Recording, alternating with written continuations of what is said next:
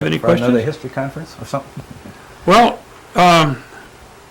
what they do is they contract us to do the history conference, the interviews, and to put together another book. And it's a one-year contract. This session will be the last session we're doing under this contract. We've already submitted the book for 2003. That's going to the University of Oklahoma. They'll be publishing it. And then the history conference, it's all finished, and we got everything on DVD. Now it's up to the council to decide if they want to continue on. And with the election, Who knows, huh? who knows? Yeah, because it's up to we work right under the direction of the council. Okay. So as you know, as subcontractor or as a prime contractor, subcontracting things out, but depends on who gets in election. Yep. Alan, you'll tell us when we are ready to roll. Whenever you're ready. Go Okay. ahead. Would you give us your name, your date of birth, and then spell it for us, please? Okay, name's Alan D Fabian, D for Dwayne. Date of birth was 2/25/1933. Would you spell the whole name for us, please? ALAN FABIAN. And the middle name? D, Dwayne, DUANE. Okay. And where was the location of your birth? In Milwaukee, Wisconsin, St. Anthony's Hospital, which is now gone. Okay. It's a jail. And give us the names of your mother and father and your mother's maiden name. Okay, my dad was Floyd Fabian. Mother was Emma Ninham Fabian. Okay. Do you remember the names of your grandparents? Sure. Anderson Ninham and Matilda Dockstader, I think was her maiden name. Okay. And let's see, William Fabian and Rose Fabian, I guess, on the other side. And do you remember your grandmother's maiden name on the Fabian side? Yeah, Steele.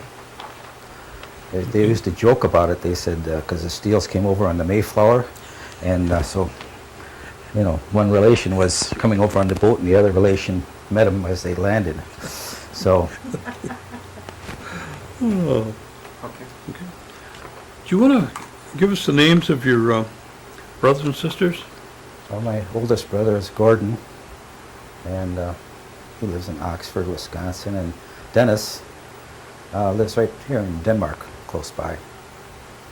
And that's it, just the two of us, one older and one younger. Okay. That makes three. That makes three all Okay. together. You're a good mathematician there. All right. What about your grandparents on your mother's side? Do you have any brothers and sisters? Anderson and him?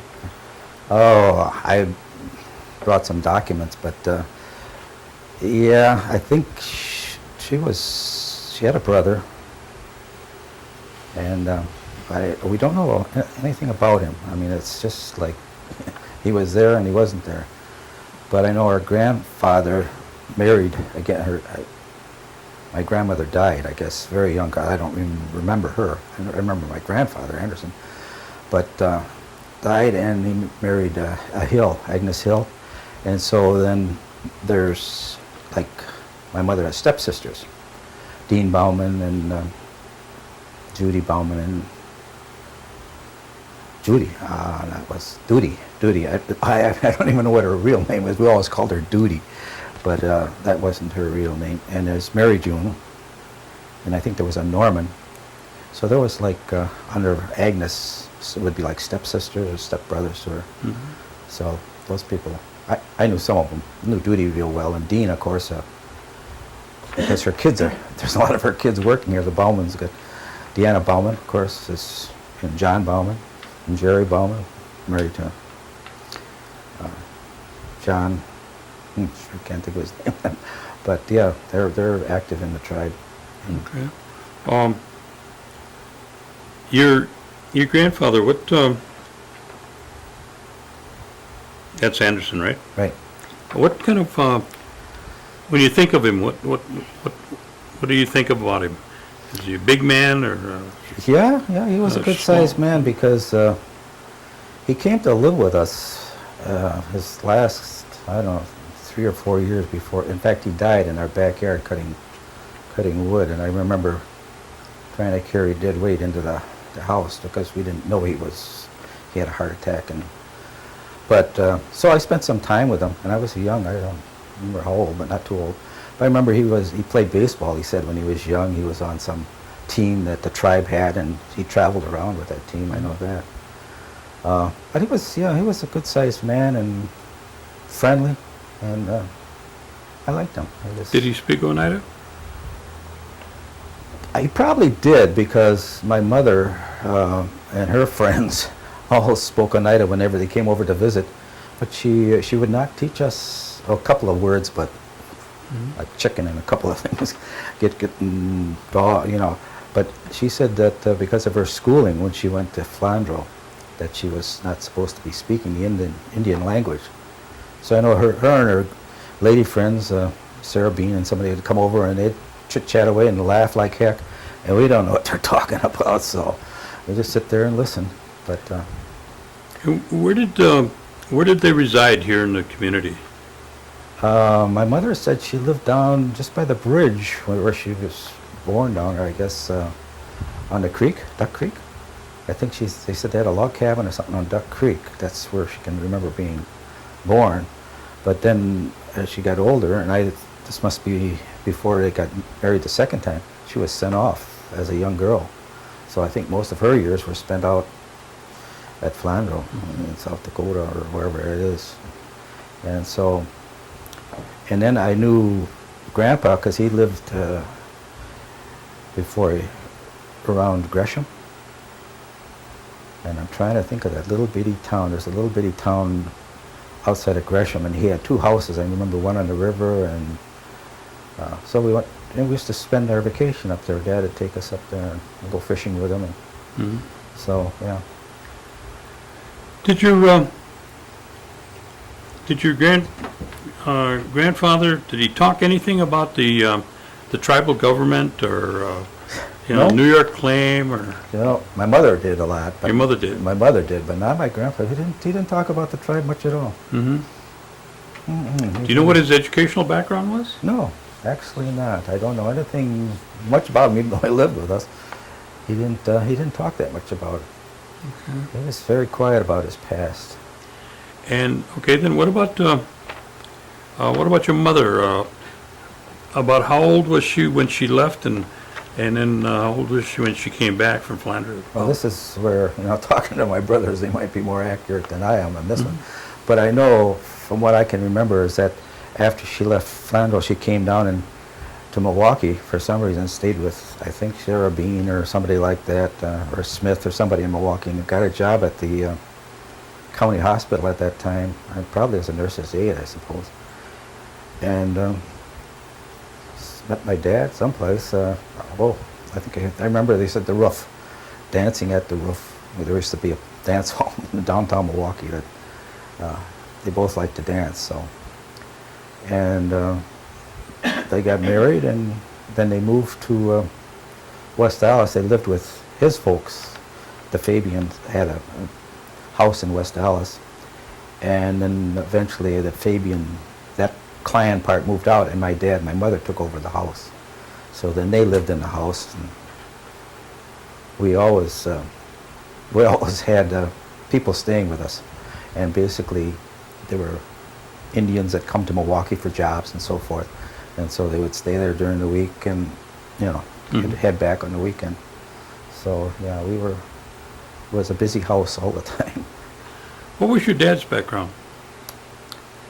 What little I know about him, I think his dad was a farmer, and he came to Milwaukee. I know he said he worked at Harley Davidson for a while, but he couldn't work there because he was allergic to oil or something like that. And he got oil in his, and he just broke out all over. So then he got a job in a bakery, A&P Bakery.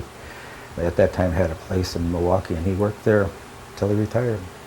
So that's in we missed him a lot growing up because he, you know, when they bake bread, in the middle of the night, so he was always gone, and then during the day he was sleeping. So, but yeah, he was still a good man. Now, where do you remember when you started growing up? Was that in West Dallas? Yep. they never moved. I mean, that's what I remember as a kid, is growing up there in that house. And then you would come home, you'd come out to Oneida on special occasions or something? Oh yeah, occasionally Mother came up here. She was the one that was more interested in this land claim stuff. And she used to give me that 52-cent check all the time and let me spend that government check and say, well, you know, someday we're going to, you know, blah, blah, blah. Right, sure. 60, 70 years, and you know how that goes. We're still fighting it. But yeah, she was the one that, and the other thing is that, she was the one that said the records were wrong, because she was listed like 3/4 Indian, which made, for blood quantum, made me 3 A's. And she said that records were wrong, that her mother and father were both full-blooded Oneidas, and I spent 50 years trying to get that changed. 50 years. And I got records going back. I went to the BIA, or Bureau of Indian. I went all over trying, and they said, well, that's what it says on the sheet of paper. And that was the answer I got all the time. And just this year, just the spring of this year, all of a sudden our people in Metoxen over there in the center, they finally found where the mistake was, and they said, hey, she was full-blooded. And so then that raised me to half, and the kids are now, you know, they're on the roll now. So they're all on the rolls now. That makes a big difference. But yeah, but it took 50 years. But she was right. It just took a long time tracing back the records and finding that it was some record that was some roll that was taken a long time ago, and her name was left off of one roll, but it was on another roll. So that's how they found it. Said yes. There was quite a bit of that at that time. That, you know, those kind of things happen. Yeah. Where did you start school? I started. We had a little Christian school that was. They talk about a brick schoolhouse. That's what it was, a little brick schoolhouse with 8 classes and 2 small rooms. And it was in West Dallas, so it was a short way to walk. It was Good Shepherd School. And I spent my 8 years going there. Then I went to high school in Milwaukee at Milwaukee Juneau High School. And spent my 4 years there. And I had the misfortune of not graduating with my class. About a month before we were supposed to graduate, we were going to have a party out at one of the teachers' lake houses. He said, well, all you got to do is cut the grass, put the pier in, blah, blah, blah, and you can have your party out, your senior party. Well, good. So we went out there, and I'm helping a friend of mine put the pier in, and he's driving a spike into the pier. It flies off and hits me in the eye and punctures my eye. And so this kid was in the hospital when everybody else was graduating, and so never got a chance to graduate. But I did it. I mean, went back later, and they said, "Yeah, you're fine," you know. So I graduated, and then after that, it was a tough time because the Army. All my buddies went into the Air Force, and that was sort of my plan too, was to go into the Air Force with them. But they wouldn't take me. Because of the bad eye. They said, 4F, you know, we'll take you off that last resort, but not. So and then I had a real tough time finding a job because with one eye and one, you know, people didn't, and especially then. But I had an uncle, Malcolm Hill, which is part of my mother's step people, you know, the step brothers, and he got me a job at Kearney and Trecker as an apprentice. But I had to waive everything, you know, in case I got injury and blah, blah, blah. So anyways, I served an apprenticeship as journeyman machinist. That's from Kearney and Trecker. And after that, I spent 13 years there and went up into industrial engineering for about the last 4 or 5 years. And after that, I went into sales. I was in charge of the new machines at the time. I don't know if you remember the automatic machines, the tape machines. Knowing you're a machinist, you know all about that. The Milwaukee Matics and so forth. And one of the guys that I was selling things to me. He says, well, why don't you come work for me? And I said, okay, fine. I said, I got a background, journeyman machinist. I can find a job someplace if this doesn't work out. But I really enjoyed sales. I remember going back to Kearney's, and the guys asked me, well, how do you like sales? Oh, I said, it's better than working. But it was more work, but it was entirely different. I mean, I was traveling around and using some of that experience that I had gained over 13 years to sell products. So it was fun. And then after about, 8 years, I started my own business, industrial supply business.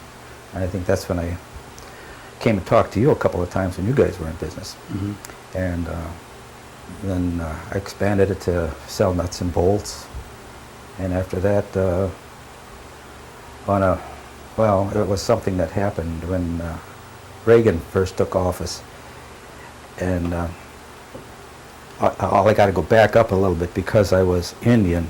I had Indian preference, for certain things. So they kept telling me, well, use your Indian preference. And I said, what for? And so I learned a lot about that. In fact, I was on the governor's committee for minority business for about 11 years as an Indian rep from Milwaukee, or from Wisconsin, actually, because I was the only Indian on that at that time. But then there was another one, too. I'm trying to think. Donna Huff, also, I think at one time was on that committee for a while. But when Reagan came, he said, well, I'll help you buy a business, but it's got to be, they want big businesses. And so we looked at Millcraft Housing. People probably don't remember them anymore, but, about 20 years ago, they were a leader in the housing manufacturing, making modular houses in Wapaka. And so then I, through a lot of work, got involved and bought into that Millcraft Housing. But it was a bankrupt company at the time we bought into it, so we never got a chance to get it going. But it would have been great because being Indian preference, I had done so much research. There was billions of dollars in a pipeline that was available for Indian housing all over the United States. But they never got the housing. Only a few tribes like Oneida would get their housing because they were organized. I mean, you'd have to have a site, and you'd have to have plumbing, and you'd have to have all this work done. And the rest of the tribes didn't know how to do that. So that instead of just, they'd put the money into this pipeline and backlog this money. So there was billions of dollars in this pipeline. I thought, well, wow, what a great opportunity for a housing guy to come in there and give them houses and give them, show them how to buy this stuff. But never got opportunity to do it. I mean, it never got that far. But after that, I went into real estate as a broker and did that for, 10 years or so, and then retired. And then retired ever since. Did you raise a family during this time? Oh, yeah. We have 3 children. Nancy, and she has 1 boy. Philip, who's second year in college now, likes computers, so he's into the computer business. And Andy, this is her second husband. He is into computers too. And then my second oldest would be Debbie, and she's very much interested in the Oneida history and stuff, and she's done a lot of research. I mean, she's gone back, and she was really helping me to try and find all these resources that are around. And Jim, and then they have 2 girls, Allie and Emmy. In fact, just this week now, I know they're up at we have a cottage up at Gresham on Lower Red Lake, and they're up this week up there. So, and then Tom is my son, and Sharon, and they have 3. Tommy, who's going to be a junior this year in college, and Josh, who's 6'8" and still growing. I think this will be his last year in high school. And then they have a daughter, Jessie. And that's it. That's the family there. And when did you get married, and who did you marry? See, now you're getting technical here. I know who I married, Patricia Murfeld, and I think we've been married 53 years. So it was probably 52? Yeah, probably 1952. Mm-hmm. And you were married in Milwaukee? Married in Milwaukee, yeah, in that little church where I went to school. Mm-hmm. And we've always lived right around Milwaukee. In fact, lived out on Pewaukee Lake for a few years. Should have kept that property. Wow. The house that we bought out there was actually a cottage, and I think we paid $6,000 for it at that time. And I fixed it up and put a basement underneath it and everything else. And then a house came for sale that was 2 blocks away from the folks. And so I sold that one for more than I bought the one next to the folks. And I thought, boy, I really made a deal here, because I sold it for like $14,000, $15,000. I only paid $11,000 for the new one. So I thought I was quite a real estate mogul here. And we went out there to Pewaukee, I don't know, about a month ago, just driving around, looking at these houses. Couldn't believe the prices. How about $1 million for some of these things? I looked at it and said, $1 million, and we paid $6,000. Real people are really going nuts with the price of houses. But that's okay. We had a good life there in West Allison. No regrets. Now, growing up in Milwaukee, were you able to be involved in any of the activities of, down in Milwaukee that were, what would I say? Related to the Oneida? When I found out that I qualified for being a Native American business, I had to have it, document. So I came up and talked to Percy. We spent a lot of time. And he got me the documents, and then, I tried a lot of things to work with the tribe. A lot of disappointments. I had Ford Motor Company wanted to build a plant up here on the reservation. And in fact, I took the BC at that time with Percy down to the plant. They wanted to move a plant out of Illinois up to the reservation. And I thought, wow, this would be a great opportunity. Look at all the jobs, look at all the, potential. And they were willing to move the plant, build a new plant, lease it, whatever they had to do. And the BC or somebody, just after we went through all the work, getting everything set up, they turned it down. They said, no, we don't want it. So that was a disappointment. But then I had a lot of things. I tried to give them a bank. I had a whole setup for a bank to come into the tribe, and had the banker, and had the state banker committee and all this kind of stuff to put no, they turned that one. We got a bank now, but they didn't take the bank that I was trying to get. And it was just a lot of things that I tried to work with the tribe as economic development. That was always my thought. Jobs, try to get them jobs. And then, I don't know, about 8 or 9 years ago, our office, SEATs in Milwaukee, I don't know what I was in there talking to somebody. He said, well, why don't you put your name in for the board on SEATs? And I said, sure, why not? So I did, and I was elected to the board on SEATs and been there for 7, 8 years now. I was a chairman for the last few years, but Joe Swamp is a new member that we got recently, and I felt with her experience, she'd be better chairman. They still wanted to make me chairman, but I said, no, I think Joe could do a good job. So she is now the chairman, and I'm vice chair of SEATs. So I've been actively involved with the tribe and trying to do things for 50 years or so. If you were able to accomplish it and make it happen, what are some of the things that you would like to work towards in Milwaukee for the benefit of the tribal members down there? Well, we're trying hard. About a year ago, the petition was passed to look for a permanent site for the tribe, and that's something we've been trying to do as a board for a long time. And the petition said that they were going to do it, but we haven't done it yet.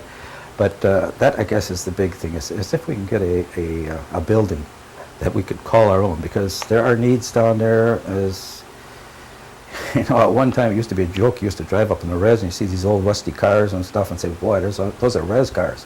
Now you look at them and they're SUVs and they're BMWs, and you go down to Milwaukee and look at those. Now those are res cars down there, and those people need help just as much. And so, again, back to this economic development, I made a proposal, and I don't want to say I made it, but the board made a proposal that we try to work with the tribe to put a bank down there for economic development, that we try to do something with the retail up here to get retail products down there and get a store going down there, and in the casino, and try to get some kind of relationship that we could sell, maybe something for the casino passes or whatever down in Milwaukee.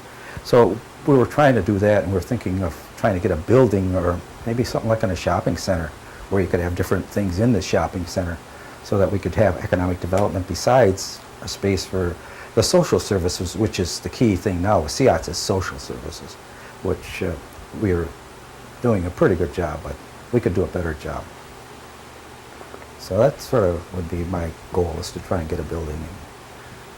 Are you, do you have the opportunity to take advantage of any of the services up here on the reservation? Oh yeah, I definitely, since I retired, and to be honest with you, my retirement was like a forced retirement because of things that went wrong, and so we had a lot of misfortune, lost our house and lost everything. So I've used the dental center over here, and I've used the prescription service. I used the eyeglass. In fact, I think I got an appointment coming up. So yeah, I've used the facilities, and I was very thankful that they were there because it really helps out when you're, you know, when you're not making it and you're retired. What kind of recommendations would you make to the people in the government of any kind of an expansion or a direction to move in more so than maybe what they're doing now, or maybe back off a little bit over here, you know, that kind of thing? What kind of dreams would you project to them? Well, that's a good question because, you know, so often I look at it and I think I'm still thinking economic development. And I would think that if they got that casino or whatever it is in New York, that it wouldn't be the economic development per se for our people, but it could bring funds back here for economic development. That's the way I could look at it, that we could use those funds for various, you know, economic development. Education, I guess, is one key thing, but right now I think healthcare is the biggest thing. That if there was a way to give healthcare to more Indians, to more, you know, and maybe being that I'm senior, 72 years old, things like housing and so forth up here, you know, make it more available, more housing available for seniors. I think that would be a thing that I would look at. And like I say, education, I think that's a good thing. But I guess in education, I'd like to see some kind of a program where these kids getting all these degrees, which is fine, that they would have to come back and share some of that As a payback. As a payback, you bet. I mean, we're shelling out up to 25 grand a year or whatever it is for education. Why can't we get some of that back and have some kind of program where these kids, you know, with their knowledge now can come back and help the tribe? That's something that I sort of would Kind of like like to. Indian Health does. Yeah, right. If we can maybe even encourage some people to be doctors and nurses and stuff that could help out, you know. We seem to have a lot of education now on the tribe because of this program. I mean, a lot of people with doctorates, master's degrees, and BAs, so, yeah. Have you, you know, as you were going through the course of your, all your activities in your life, did you have any special hobbies or things that you did? Oh, yeah. And since your retirement, did you pick up on those, or you Yeah, I think pick up new ones? I've always been interested in woodwork, even though my background is a journeyman machinist working with metal. But I always liked wood, houses, and I've helped build a couple houses for people. And we bought this place in Gresham. It was just a frame, so we finished it off inside and, you know, built a deck on it, all kinds of stuff. Oh, I've been remodeling houses and doing things. It's sort of a hobby, but also as expedience, you know. It's costly to do that kind of stuff or to hire somebody to do it, so I've been doing it. And I do a lot of work with ornaments and stuff like that, making things. And then, oh, I don't know, must be about 10, 11 years ago, my wife talked me into going to a art class. She says, oh, let's just get out of the house, let's take art. And so I've been painting since then, a lot of pictures, and people think they're pretty good. I think they could use some help, but they seem to like them. So I think I was keeping track, and I must be getting close to 200 paintings now. So there's there's a lot of them, and I can't find places, so I just keep giving them away. People want them. My brothers keep asking, well, you got a painting for me? So yeah, that's what I've been doing, is giving my paintings away. But yeah, and that's probably doing more of that, more in the wintertime. In the summertime, I like to play golf and do outside things, but in the wintertime and fall, painting is, and it's relaxing and it's fun. With the youth, what kind of recommendations would you give the ones that are coming behind us? Oh, that's a good question. So often I think you look at it and you say education, education, education. That's good, but there's got to be more than education. There's got to be, I don't know what the right word is, but heart, or there's got to be love. There's got to be, concern. I mean, education sometimes I think just gets to a point where they think that's God, and it's not. I mean, getting along with your fellow person, getting along with your mother and father, getting along with your neighbors, just that love. I think if there's anything kids I can see, could see, is to learn how to love each other. Even now you see, so many families torn apart and so many things going awry. And I think that's because the education may be there, but the love isn't. So if there was anything to give them, I think I'd like to give them love. Okay. Is there any other areas you'd like to share with us that we may have overlooked? Well, there's probably a lot of stuff, but... Now, you said you had some documents, too. Do you want to share those with us? Well, basically they were things that we were doing on research, trying to find our people.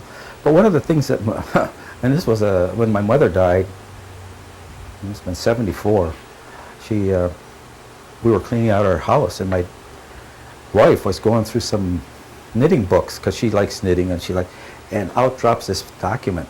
Here, it's a land grant. A land grant was inside there, and I was going to bring it along, sorry I forgot about it, but it's a dock stater, land grant. And I thought that was great. I think it was signed by Benjamin Harrison, blah, blah, blah. I do have it hung it up at home. But that was quite a find, I think, is to find that land grant document. Do you know where the land Yep. Oh, yeah, sure. located here or New York? Oh, here.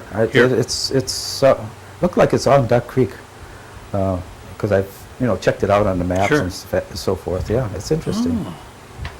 Yeah. Yeah, that would be... William Dockstader, right. It's the land is, he got his 40 acres or whatever it was there. Mm-hmm.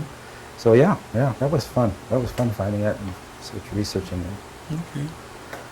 Anything else? I don't know. I really think the tribe has been fortunate now with this funds that we have with gaming, and it seems like we've tried a lot of different economic things, and they haven't been too successful over the years. But I don't think we can give up. I mean, maybe we learn by each mistake, even though sometimes they're very big mistakes, that eventually we'll do the right thing. And I think Oneida Tribe as a whole has done an excellent job for their people with the resources that they have. Good. Well, I thank you. Okay, you're welcome. Okay. Alan will disconnect you. Okay.